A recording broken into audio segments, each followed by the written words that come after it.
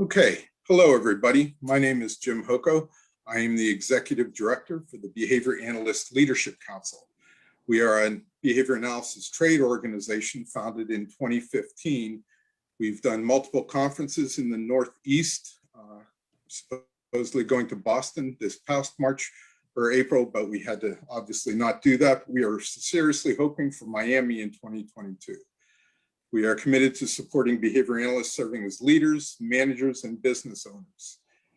We support a triad of excellence, providing professional development in effective leadership, clinical acumen, and operational expertise. The speakers or moderator will be inserting participation words at a few points during this discussion. Participants will need to submit the participation words for verification of participation in order to acquire the CEUs. To earn the CEUs for viewing the recorded version, you need to watch the live or recorded version of this session, note the participation words during the webinar, email info@balcllc.org with the subject line CEU request, and include the following in the body of the email: your name, your BACB number, the webinar title, and participation words. You'll then receive an email with further directions on how to collect the CEUs. Please note that the date of the email that we send will be the date of your CEU certificate. So without further ado, I'd like to introduce the panel that we have today. First, we have Lisa Gregory from Milestones. Hi, Lisa. Hi, I'm Lisa Gregory. I'm the Vice President of Education at Milestones Behavioral Services. Great. And I'll go in the order of my screen. So Rob Mancusi. Good evening, everybody. My name is Rob Mancusi. I'm the Executive Director of Special Education and Special Programs for the Fairfield Public Schools. Great. Thanks for being here, Rob. And Shaughnessy. Hi, I'm Shaughnessy Egan. I'm a Program Director at the Center for Children with Special Needs in the School Consultation Division. Okay. And Joe. Hi, I'm Joe Abney-Singer. I'm a developmental pediatrician. I have a practice in New Haven and one in Westport, and I'm on the clinical faculty at Yale. And Caitlin? Hi, I'm Caitlin Eckler. I'm the principal at Union Elementary School in Farmington, Connecticut, and we are a K through 4 elementary school located in central-ish Connecticut. Central-ish. Good. And Courtney? Hi, I'm Courtney Cotter, Director of Consultation Services at the Center for Children with Special Needs in Glastonbury, Connecticut.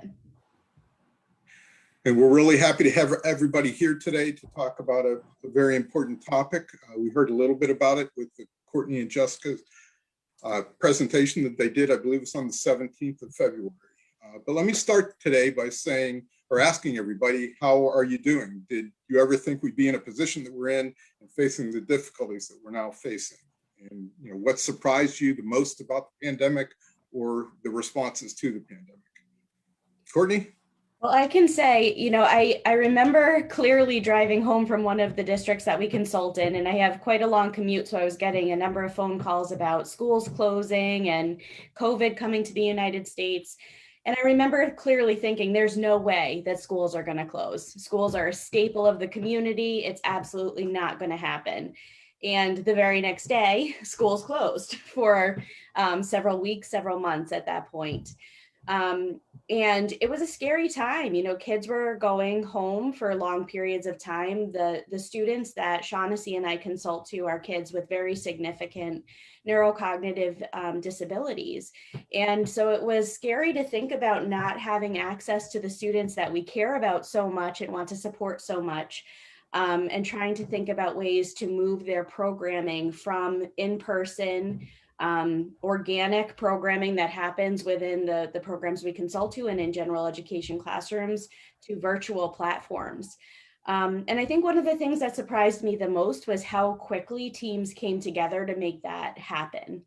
Immediately, we were on the phone with the directors of special education that we work with. And they were supporting their teams in accessing virtual platforms, also using video platforms, some audio platforms. And we made it happen. I think within a span of 1 to 2 weeks, we were up and running and getting programming happening in homes in many of the same ways that we did it in schools, just across computers. And that was, something that was really exciting to be a part of. It's not in an ideal way, I think, to deliver services, but in the moment that we were in, it was exciting to see everyone pull together and make that happen. Yeah, I would echo Courtney's comments. It certainly, this is my 32nd year in education, and it certainly has been the most challenging and in many ways a very rewarding year, because we have been pushed to the limits. Fortunately in Fairfield, all of our students will be returning to school Monday full time. It has enabled us to strengthen our partnerships that we've had with our contracted or consulting services, particularly around the programming for our most impaired students who had such a difficult time accessing any learning during, when we were remote last spring. I just a shout out to Courtney, because we do have a strong relationship working with CCSN. We could not have, provided our students our most impaired students, a full return to school since the first day of school this year, as well as some live services that we were able to provide students last year for ESY programming, because, our most impaired kids struggled the most and our parents struggled the most with their learning. There was a lot of learning loss, and we found that, with that live interaction with humans, even, we started with the live use of video instruction and training with parents, and then to be able to transfer that to in-person learning has made a significant positive impact on our kids. And we're gonna touch more on that later in the discussion, but I just wanted to ask you, Rob, since we kind of share something, because I've been in my field and working in schools for 30 years too, and I keep telling people I have never seen anything like this that disrupted the process, disrupted education for kids as much as this has. It's unprecedented. Tying with Courtney, and I've also been married for a long time, so my wife and I participate in some engaging discussions. And at one point she said, Madison's going to close, real early in January, whenever she was hearing about China. I looked at her and I said, they're not going to close the town of Madison. And she keeps walking around thinking how right she was for the past 9 months. So I lost on that one. Anybody else have any surprises or thoughts they want to? There are a couple of things that came to. First of all, I think I share your experience of in the beginning, okay, we're going to adapt, we're going to do this quickly, and so right within a day we were on telehealth, and suddenly everything was telehealth, and we were pretty proud of ourselves at making that quick switch. And there are all kinds of ways that we thought that we wouldn't be able to deliver effective care and support.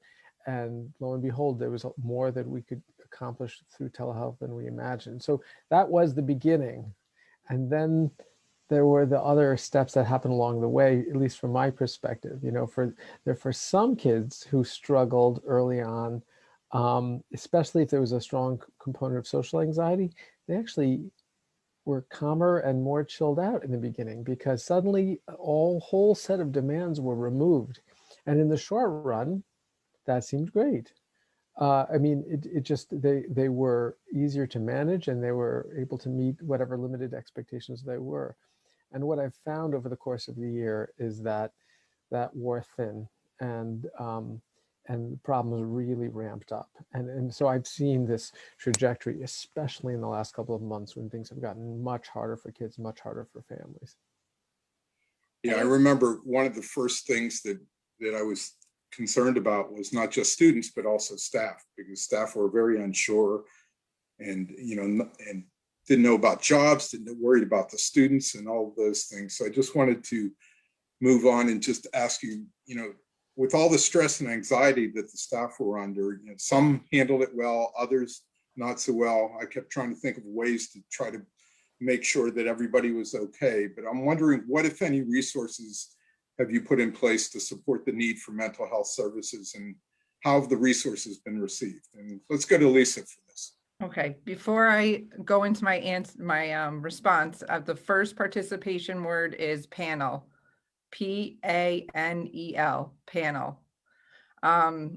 So this question, when thinking back, I was thinking a lot about where we started and all the things that happened along the way, and how many times we were sitting down and what can we do to help support more? How can we support more? And we set up parent support groups weekly. We had one parent support group in English, one in Spanish. We did a father support group too, and we ended up opening those up to the community to join as well.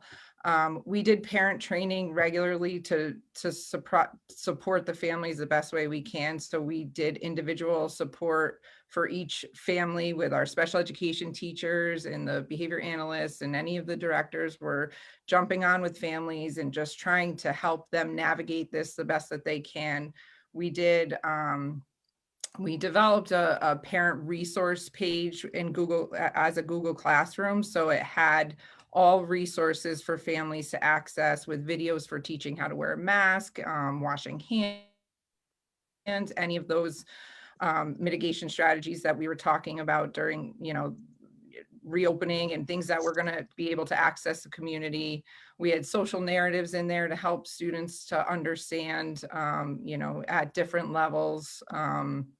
We also did one-to-one sessions with students. Some of our students did have questions about when are we going back to school? What date are we going back to school? So we would have those individual sessions regularly with students and kind of talk about it, and then, kind of put parameters around it if we've already addressed it. And we did community meetings with parents and staff to update and on any of our reopening strategies. We had weekly updated, staff meetings. So every week we were touching base with staff to make sure they knew what we were talking about and what we were planning for. We had staff focus groups to be able to kind of problem solve together, so everybody felt like they were part of this process.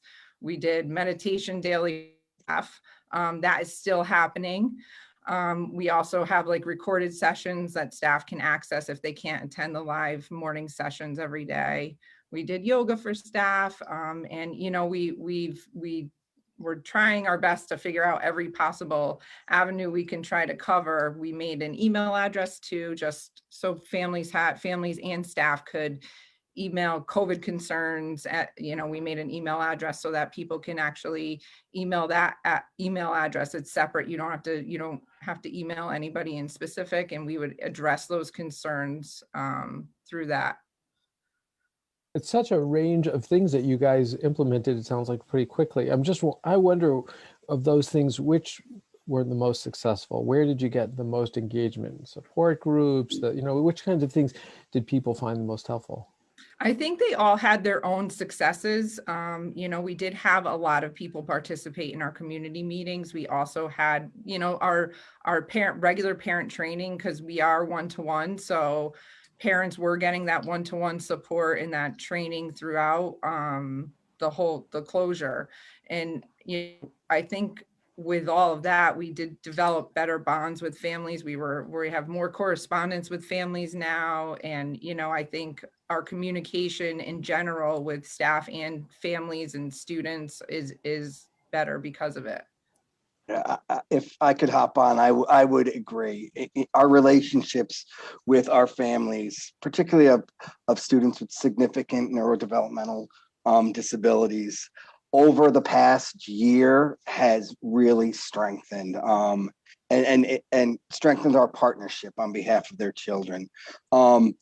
Early on in the closure, when it was clear we weren't going to be coming back for in-person learning, we quickly, with our consultants from CCSN and our staff, targeted this population of students and parents as the ones with the most significant needs to really get some live, face-to-face contact and training so they could support their children at home.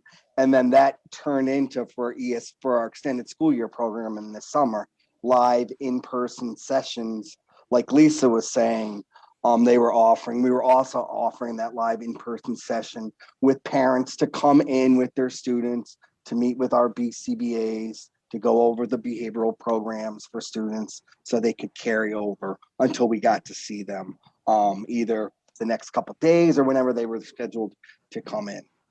Other additional mental health resources we've done for our staff, because our staff has been impacted by this. We've developed a Wellness Wednesday for all staff that we have dedicated time for staff, and our school psychologists and social workers. They do confidential support groups for anybody who wants to come on. It's a voluntary basis, but we have gotten a lot of staff who has accessed that additional support. I can jump in here as well because I have about 60 or so staff between faculty and staff who work here at Union School on any given day. And I also wanted to mention that we do house a specialized learning center. It's a district-wide program, which is housed at my school, which is how I developed a relationship with CCSN and through collaboration. But we were actually in a very interesting place immediately prior to the closure last March. We had been working since the beginning of the 2019-2020 school year on implementing the ruler practices. I don't know if anyone's familiar with that, or the ruler approach rather, which is based out of at the Yale Center for Emotional Intelligence. A bunch of us had gone to training. And so we had been working primarily last year on the adult piece of this, becoming better emotion scientists as adults and learning about that. And the 2 professional development days we had at the beginning of March last year, and literally we were closed down a week later, we spent our time thinking a lot about our emotions and our emotional well-being and how the emotional well-being of the adults directly impacts the students, the children that they work with on a daily basis. So we kind of went into the pandemic with that right behind us. And I have to say, throughout the closure, I was probably more concerned with the mental and emotional health of my staff, many of whom were really struggling. I would say the kindergarten teachers and the special education teachers probably had the most difficult time because they're so used to that immediate in-person interaction with young children and the ability to step in and help those children. So we probably met a lot more in small groups as a faculty. And many of those things have continued into this year. I would say that this year, has been surprising in many ways. And I don't know who said it a few minutes ago, just that in the past few months, I would say the past 2 to 3 months, we've seen a lot more significant mental health and emotional concerns with children.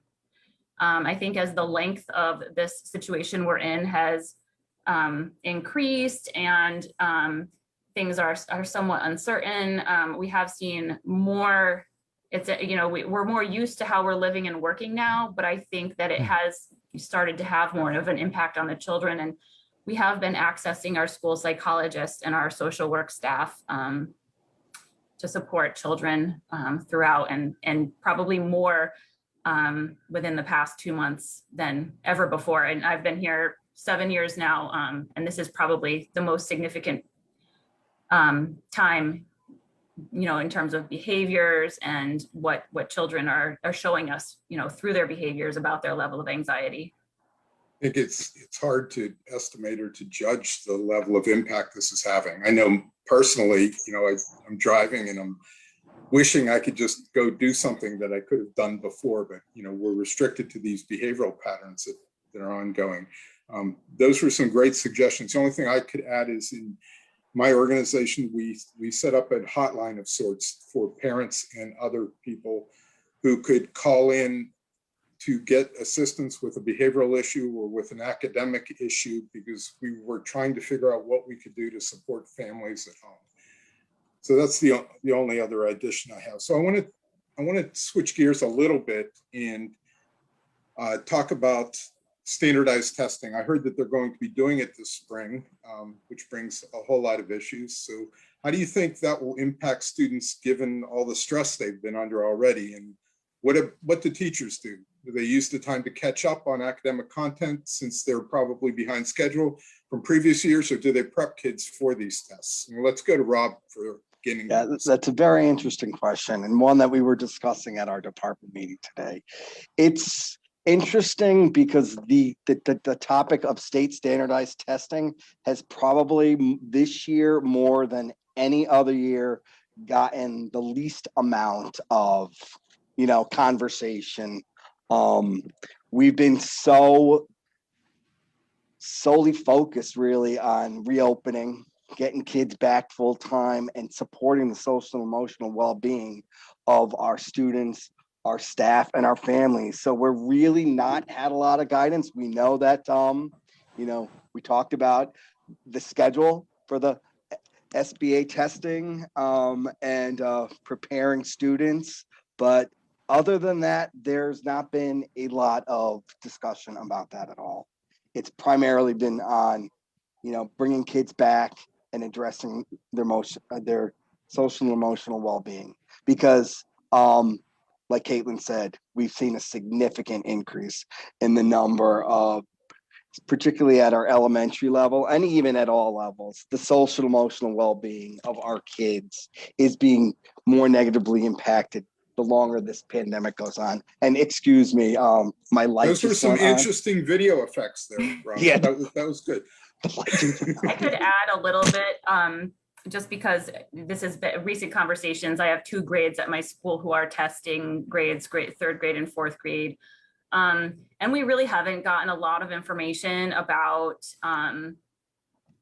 what types of accommodations will be made for students who are still learning from home. Fortunately, 90% of my school is full-time in person, but we also have students who who will be taking the adaptive alternative testing assessment and the checklists. And so we've gotten all our ducks in a row and filed our paperwork for those types of accommodations, but we really haven't received a lot of information about the testing. But my understanding is that it may not be tied to accountability just for this year. So I think it'll give us, in many ways, we don't have any really hard data from last year, which is hard as a building level administrator. It's hard to set those academic goals when we don't have any type of outside data. Not that I love standardized testing, but I think it will be helpful. And the idea that it might not be tied to accountability may relieve some of that stress and anxiety that the teachers feel. And then, as we were saying before, the stress and anxiety that teachers feel, directly impacts the students that they work with. So hopefully we'll be able to organize it in a way that won't be stressful. We are focusing a lot more on accelerating student learning, and not so much like test prep or anything like that, but we're looking at where kids are and trying to address learning gaps through acceleration rather than remediation, so that we're not focusing on instruction, at grade level that's below in ways that would exacerbate the gaps. But we're really looking at how can we accelerate student learning given the limitations of where we are, to get them, as close as we can to grade level. All right. About that. Oh, Caitlin, about go ahead. Oh, I'm sorry, Jim. Is it okay if I jump in? Yes, go ahead. I hadn't thought about that, Caitlin, from the perspective of the data and wanting to know sort of baseline and not having had data from last year. So I hadn't thought about it. I had only truly thought about it from a parent perspective and was really concerned about my own kids who may be participating in standardized testing in upcoming weeks and months, and was feeling worried about the stress on them, and was feeling worried about it from the perspective of potentially losing instructional time while they're doing the standardized testing. But that really has given me a good perspective around why it may be essential and important from the building level perspective to get that information and understand where students are at, particularly in light of missing that last year. Great. So I was just going to target a little bit more in terms of experience. What has your experience been in that of your staff, of students coming back to school this year? Did teachers have to approach grade level content in ways that were substantially different than other years? So this has been really interesting. I mean, we have been full in person since the end of September. And in order to do that at our school, we've had to do a lot of things to change just the overall structures. We have a lot more breaks in the day. We have multiple recesses. We have hand washing routines and routines so that kids can't, don't enter, there's not too many people in the bathroom at the same time. We have routines for how people come in and out of the building logistically so that not a lot of people are moving around the same spaces at the same time. And all of that has impacted the amount of instructional time that teachers have. Now, some of it's good because teachers have maybe 40 minutes for an academic period where they previously had an hour. But some of what I've seen in terms of observing instruction is that they're being a lot more efficient with their time, and the lessons are kind of moving along at a pace that's more engaging. So it's not all bad.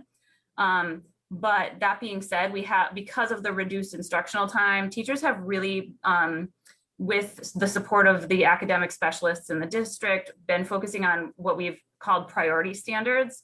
We're really looking to address the skills and knowledge that kids need in order to move on successfully to the next grade or the next school, and not so much anything that is deemed extra. And of course, we're still providing enrichment for kids who need it. But overall, we're really looking at, focusing on the priorities.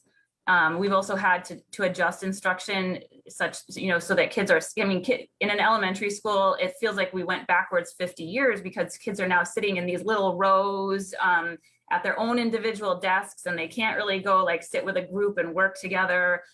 We also have synchronous online instruction in every classroom throughout the day because the 10% of parents who chose to keep their kids home, they need access to instruction. And we felt the best way to do that would be to incorporate them into the regular classrooms should they return at some point.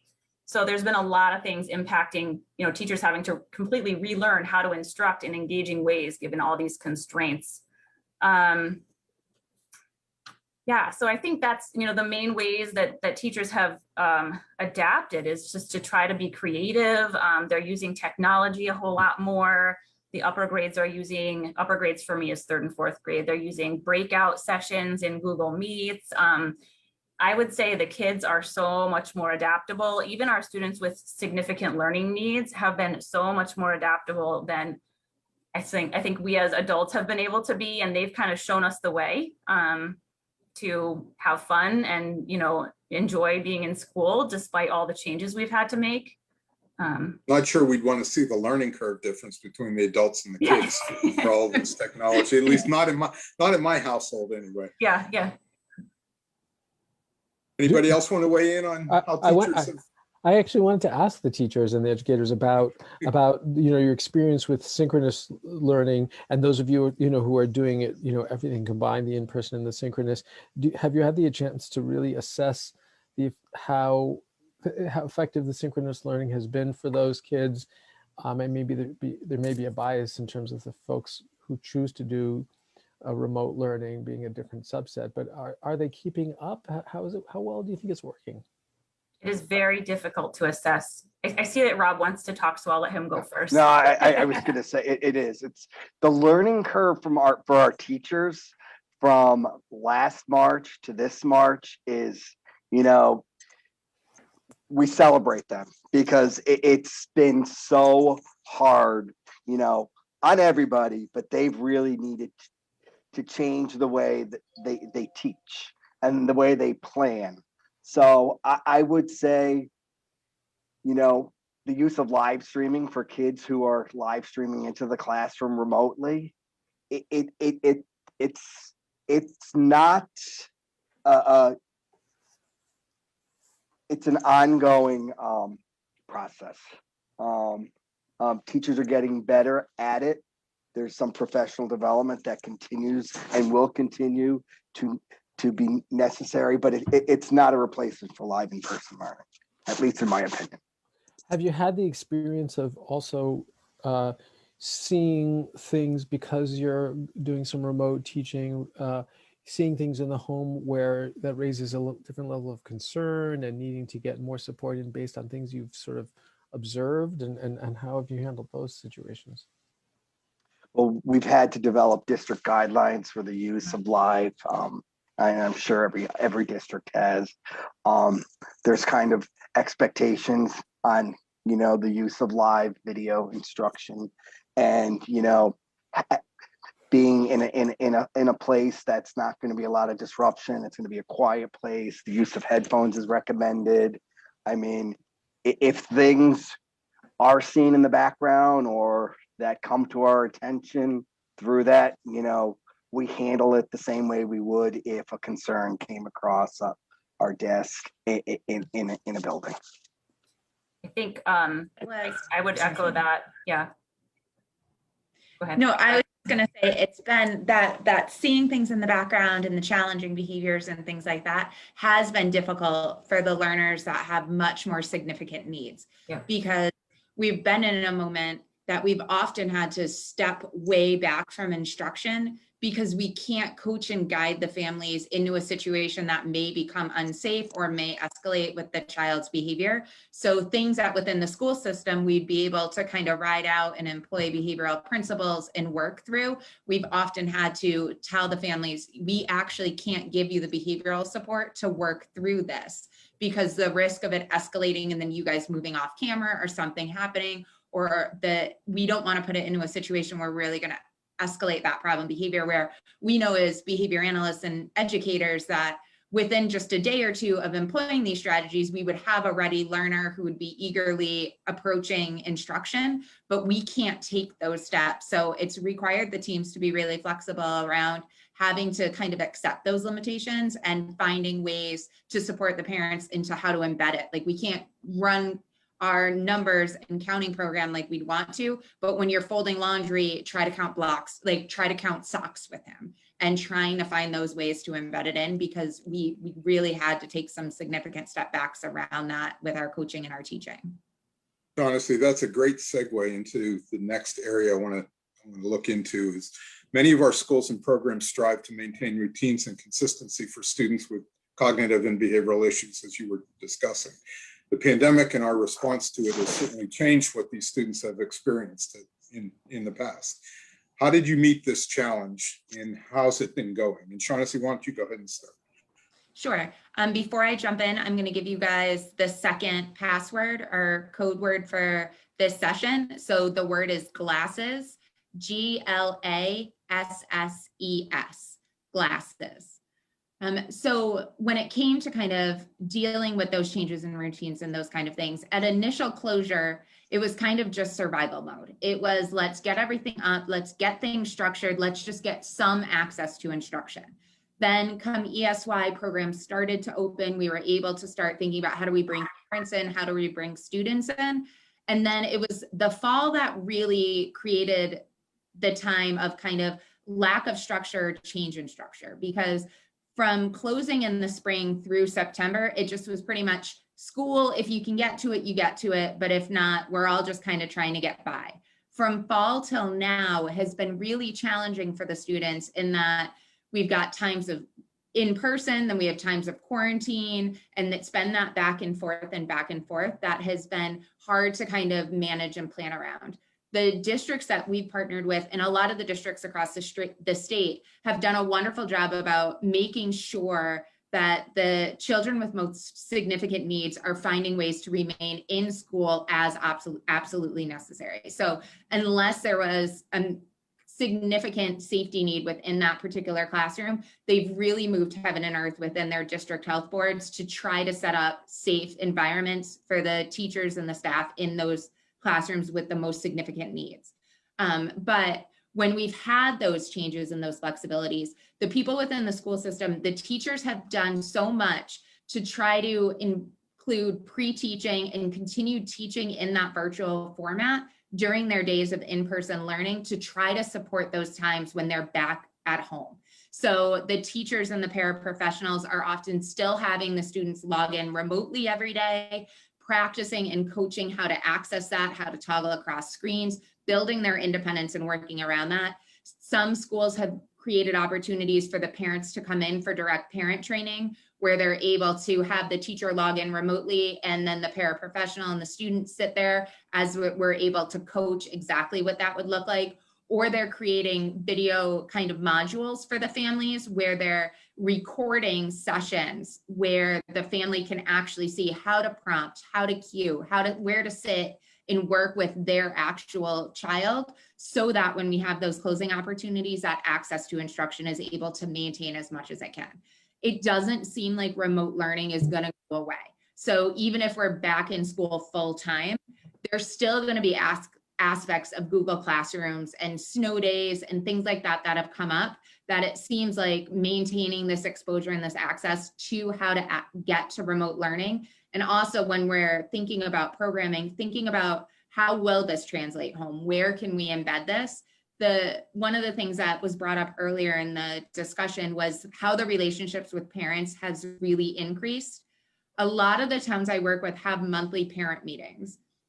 And those parent meetings had intended to be parent training sessions, but through the years evolved into kind of progress updates. Just let's tell a nice story about your child. Let's talk about how things are going well, some challenges. And through the pandemic, we've really been able to shift that back to what are you working on? What do you need help? What do you need advice? The parents are really looking to the school team now as problem solvers and as people who can provide them in the moment assistance around these problems that are happening. So there really are some silver linings, like Courtney said, around this. Like, we wouldn't want to wish this upon the world in any way, but we are able to find these little glimmers of things that have changed the way that we teach these students with more significant needs, and that have really evolved our programming and our technology as teachers and educators in some positive ways. Okay, so let me just circle back. I know we talked a little bit about the remote instruction, but when you've had to go to remote, and it hasn't been all the time, but it's been a lot, are there kids and families who've done better, and how much support do you get or give for the adjustment to remote services?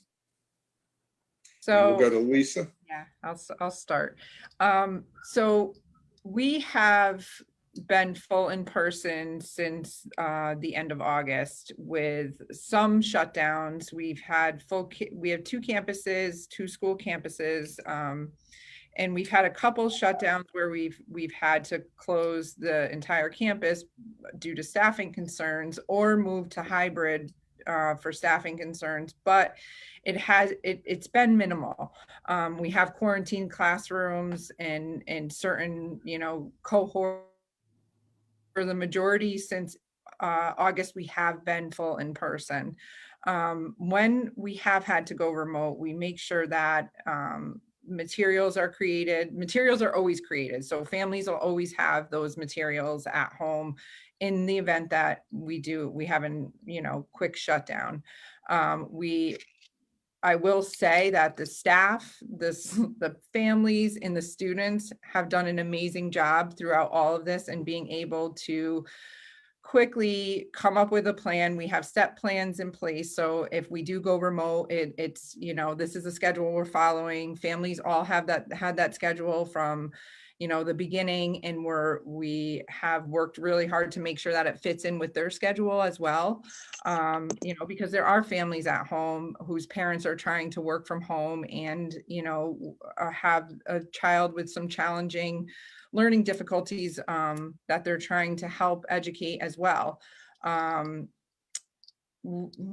the beginning, we had special ed teachers and behavior analysts on doing all of the remote sessions, with the behavior specialists joining periodically. We've come so far to the point where, because of some of the things that, Shaughnessy was talking about, where we've done the remote instruction in school when we're in person, we're now able to provide even more sessions throughout the day, because we have the behavior specialists participating.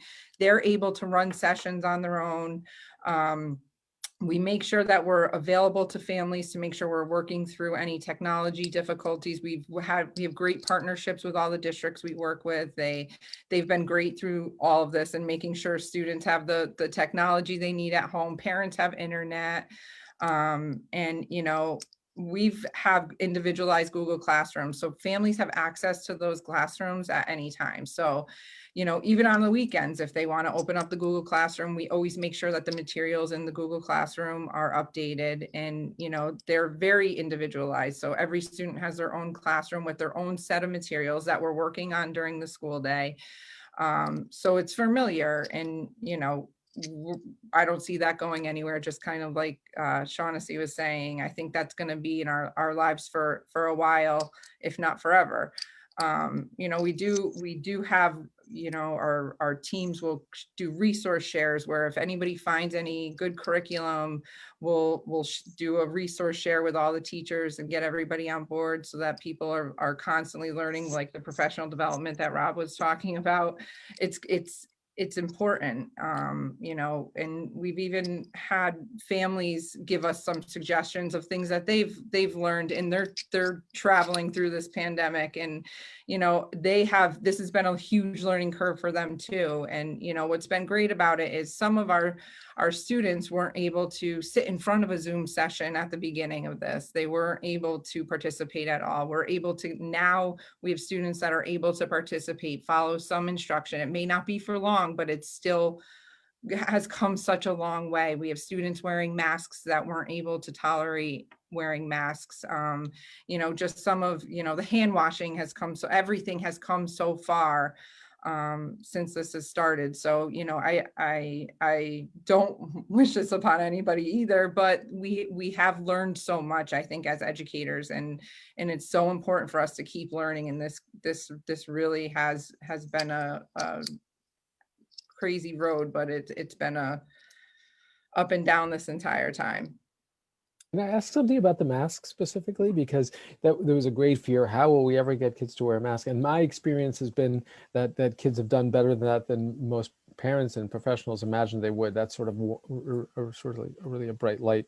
But I wondered whether you've had to confront a lot of families who wanted mask exemptions and how you've dealt with that, or have most of them come around, and have most of the students actually learned what they need to know? I can say in the Fairfield Public Schools, we've had 0 parents come to us about mask exemptions. There are obviously a number of students with disabilities who have difficulty keeping their mask on all times. However, like Lisa said, it's amazing. We really underestimated, like grossly underestimated, how successful students, even our youngest students in the preschool, would be with maintaining a facial covering or a mask.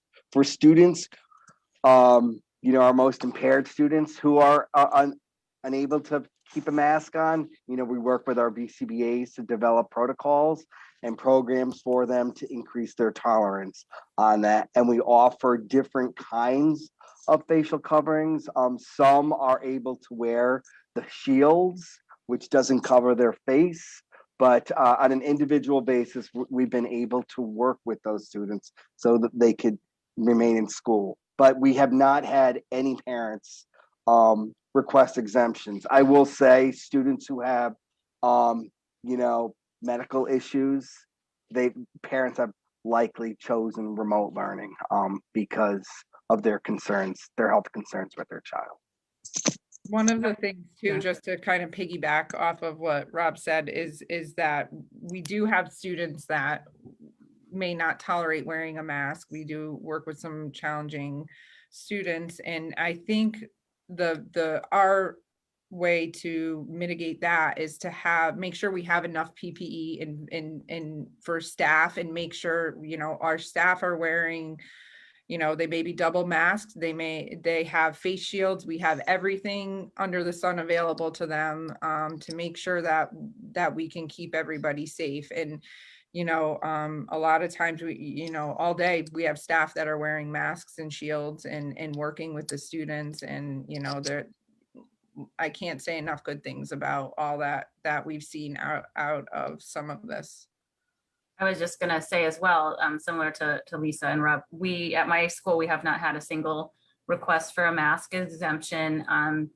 And I would say our specialized learning center is structured so that the students do spend as much time as their needs or their IEPs provide for in the reg ed classroom as they can. And I think all students, you know, whether they're in the students who are in our specialized learning center all have, you know, pretty significant neurodevelopmental disabilities, and they have been great with the mask wearing. I thought that would be the toughest group, and it's not.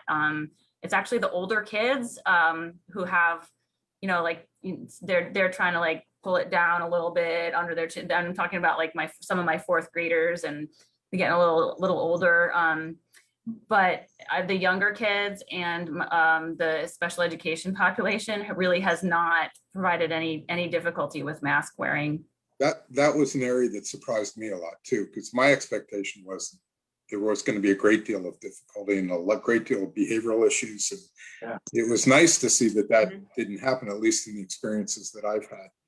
I was actually also excited to kind of hear what Lisa was saying about her school, because though it's very different from my school as a traditional elementary school, a lot of the ways that we've approached learning are really the same with the Google Classrooms, and the students in our specialized learning center actually have their own Google Classroom attachment to their reg ed class, and they do remote instruction within the school as well, so that they're used to that should they be quarantined. I think we've been able to like build on a lot of the same routines, so that's kind of reassuring to hear that we're going about it the same way.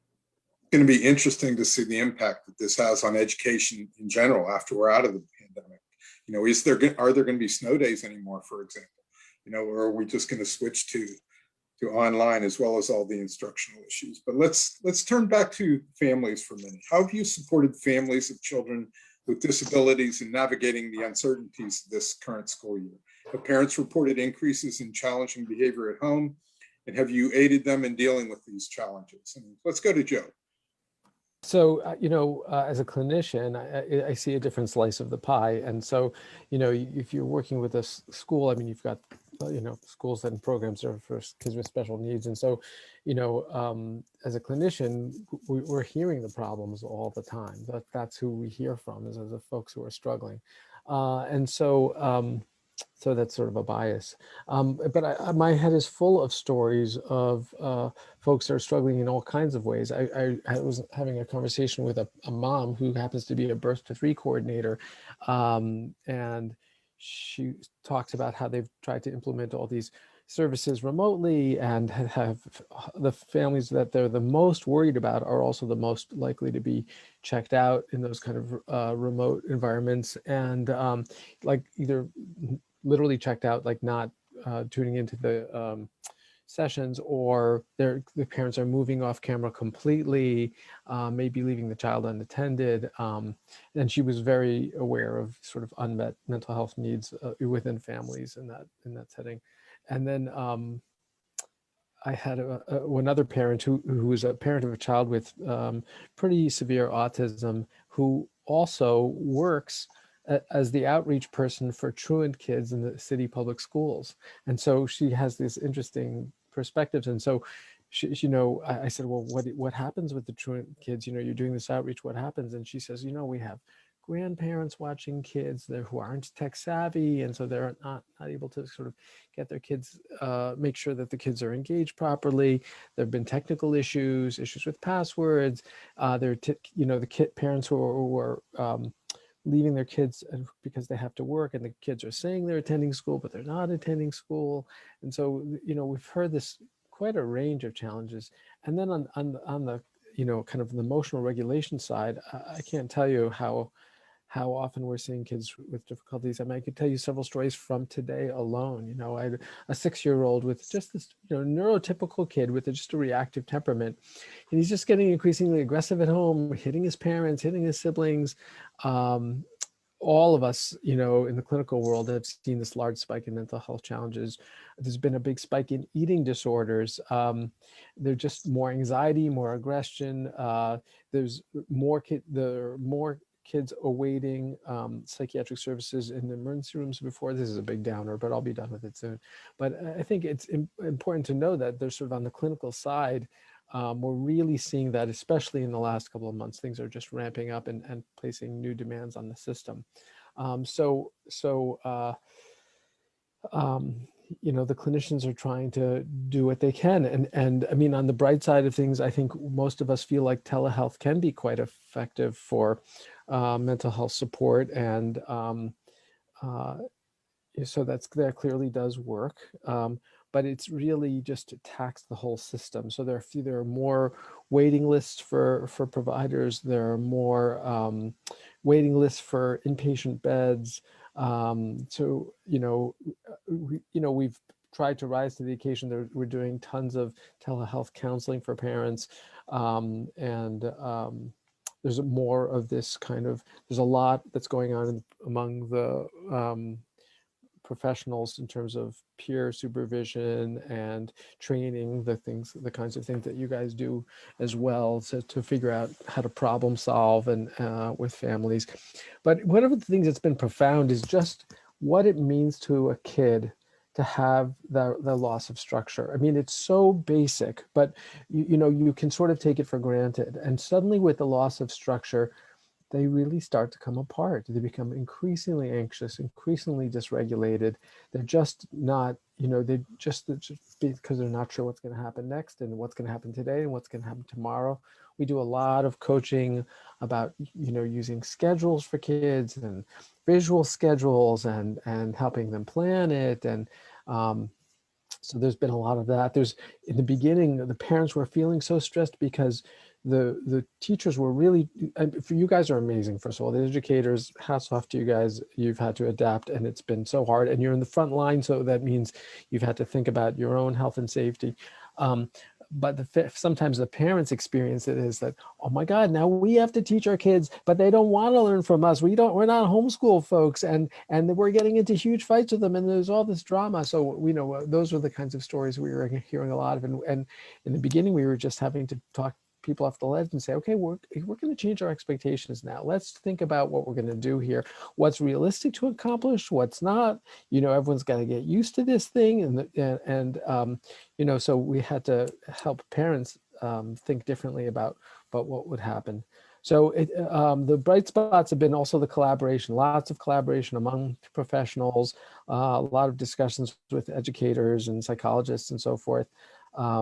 But it's been a challenging time, and it's gotten more challenging, and I'm just looking forward to kids being able to have their after school activities, having their sports, having their, you know, their opportunities for more spontaneous social development. You know, one of the things that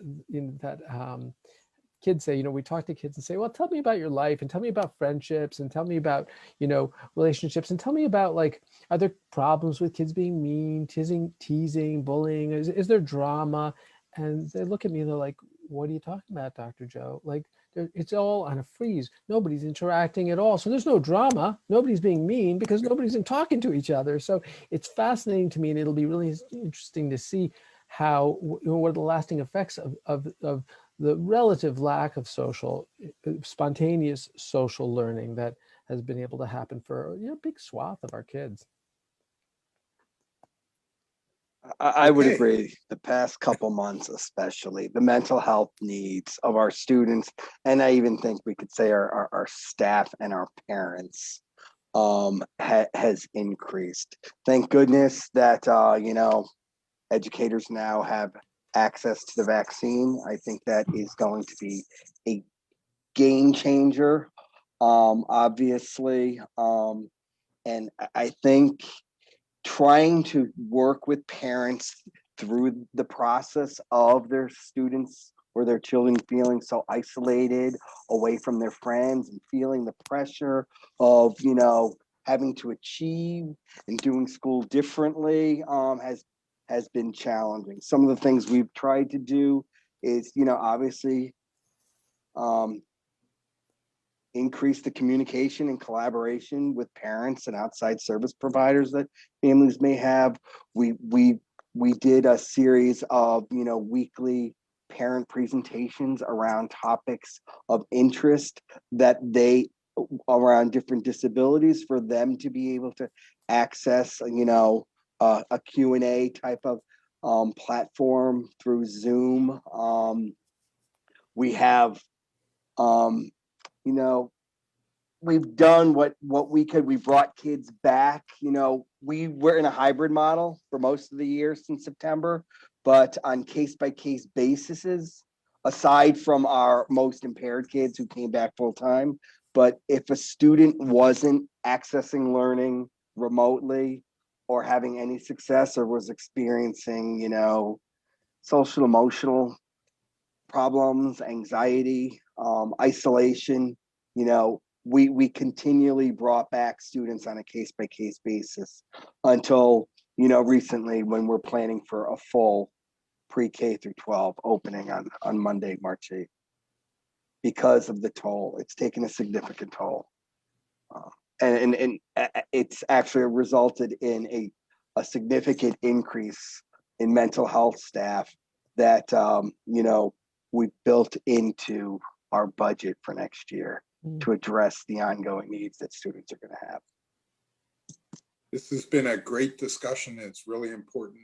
And we've been talking about issues, and I'm sure we could talk for a couple of hours, but unfortunately we're getting close to our time limit. So I have one more question, and Courtney, you started this with an excellent presentation, you and Jessica, of a CCSN paper. So I'm going to come to you for the last question. And I didn't tell everybody this, but I would like everybody to answer this question. So you have a minute to think about it. But what's the most valuable lesson you've learned during this difficult situation? What strategies or interventions have worked best? And have there been any silver linings for you, your staff, the families, or the students you serve?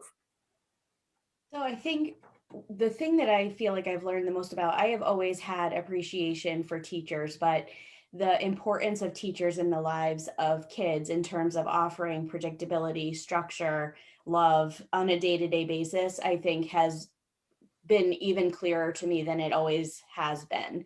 And so I just think that teachers really are heroes for our kids, and that it's so important that they have that structure and predictability and access to their teachers and their social opportunities in school on a regular basis. I see it in the kids that I provide consultation to, and I see it in my own children, how happy and how lucky they feel to be back in school. And so for me, that has been a really important lesson in terms of how much school is needed and important to kids. In terms of silver linings, I think that we've talked a lot about the closer connections that we've experienced with the families that we provide consultation to. And I think that that has been one of the most important silver linings, that I think we see each other not as, you know, people providing support at home, people providing support at school, but as one team supporting a kid who's at the center of all of it, and really being able to increase the amount of time and effort we put toward working together to support that child. And that has been a really important silver lining that I have experienced across the pandemic. And then the other piece that I think a lot about is how important it is to increase the independence in the learners that we're supporting. Because one of the things that we had to work most on when kids transitioned from being at school to home was independently accessing technology, independently learning how to sign into the Google Classrooms, because parents made themselves as available as they possibly could, but they were also trying to do their jobs from home. And so to me, it was a really important reminder that the skills that we teach our kids only go as far as they can use them independently on a day-to-day basis to access their community, their learning. And so that highlighted, the pandemic has highlighted that importance for me, as well as generalization planning. It's something we've always focused on in our programs, but when rubber hit the road and kids went home and we had to really assess how do they use these skills that we've worked on in settings independently, in settings that are different from school, it re-highlighted the importance for me and the work that we need to undertake to make sure that when our kids leave the school setting, whether it be for a pandemic or because they've aged out, we need to make sure that they have robust skill sets that they can use every day to access their community and access all the things that they want to as they continue to grow older in their lives. Okay, another silver lining, anybody want to pipe in? I'll chime in. Go ahead, Lisa. You sure? Okay. I think flexibility has been something that we've all learned through all of this. And, you know, every day is a new day, literally. So when this all started, it was, you know, so much time was spent on creating a plan for reopening. And you're like, this is the perfect plan. This is what we're going to do. And then by the end of the day, there's a new executive order, or there's new numbers out, and you're starting from scratch. So I think, you know, myself, just the flexibility and just we all have structure, we all have schedules, so for us, it was being flexible and just, going back to what Courtney said, just realizing all of the skills that are so important for our learners to have on a, making sure that they can sign on to Zoom, and just generalizing skills to home, and how much, not that it was never important, but in this, it really showed us where we need to be spending our time and where it's most important to help get our students to where they need to be for when they do age out. Hey, Shaughnessy. I think along the same lines of what Lisa and Courtney were saying, but from the student perspective of, we touched upon it. If in March, if you told me some of the students that came to ESY wearing masks, I would have laughed at you. Like it would have never crossed my mind. So I also think that this has been an opportunity for us to see our students with more significant neurocognitive disabilities also kind of show what they can do. It kind of gave us an opportunity to force some of that independence in a way that we wouldn't have typically put them into that situation as educators. We wouldn't have as varied of a schedule. We're so used to, here's your visual schedule. We're going to embed some points to be flexible, but we're going to do that really thoughtfully, where now it's like, sorry, your visual schedule means nothing today, buddy, because we have no staff here. So it has also given us that opportunity to see what they can do, to kind of challenge them, and they've risen to it. Across a lot of the students that we work with, they're really showing us things that we wouldn't have thought they had in their repertoire. So it's identified areas of needs, but it also has shown us, we can push these guys a little bit, and they're going to rise to some of these challenges. I was just wondering if you actually said that to a student. Okay, buddy, no visual schedule today. Not necessarily, but we've had to remake those schedules quite frequently. Been like, pretend you didn't see that one that we made. I had for this you. picture of you saying that to a kid. It's like, no, pandemic. Okay, Caitlin. So yeah, kind of echoing what other people have been saying. I do think in a larger sense, like as a principal, there's almost like a renewed sense of purpose. I can't say that like working in a fairly high performing district, I've ever felt, bored or left for lack of stimulation or anything, but this whole experience has really given me this renewed sense of purpose and the whole idea of flexibility. And I do think that some of our kids who couldn't be flexible now can, and we thought they couldn't be flexible, and same thing with ourselves. I've done everything this year from cafeteria monitor to paraprofessional to bus duty. I really have done all the jobs that exist in this building. And I think it's really given me a lot of insight into the people that I work with on a daily basis. And I think it has brought the community of the school together. Students with disabilities, students who are typically developing, and really, we still have a lot of the things that you see in an elementary school. Kids are learning how to be kind to each other, and sometimes they make mistakes. But I think we've had the opportunity to also maybe slow down a little bit and worry more about the emotional piece than other things that seem to, maybe they seemed important, but now they're taking a back seat because we need to take care of ourselves and others. All right, Rob? I'd say that is one of the biggest things I've learned, is to really stop and take care of yourself, take care of your colleagues, so you can take care of your students and your families. And the silver lining that I've gotten out of this is it's strengthened school-based teams, it's strengthened relationships with families, it's really put what's important in life in perspective, and it's really brought out the humanity in a lot of people. So, I'm very much looking forward to post-COVID life, so we can continue the work in partnership with our families on behalf of our students. Great. And Joe? Those are great, you guys. So inspiring. A couple of things. I mean, I really appreciate your emphasis on supporting the staff and their well-being. That's just so right on.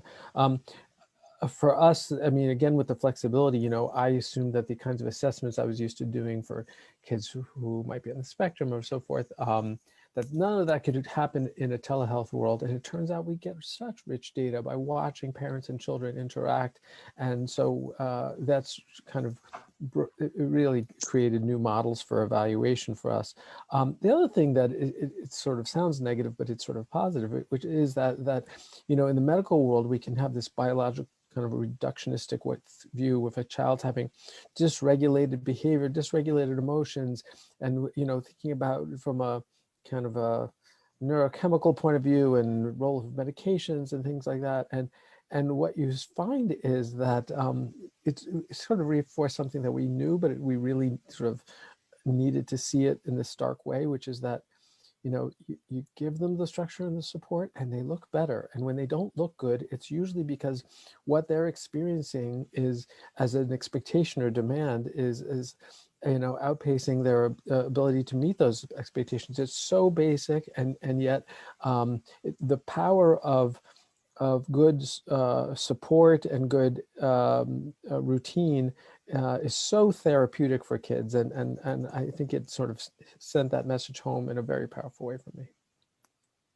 Great.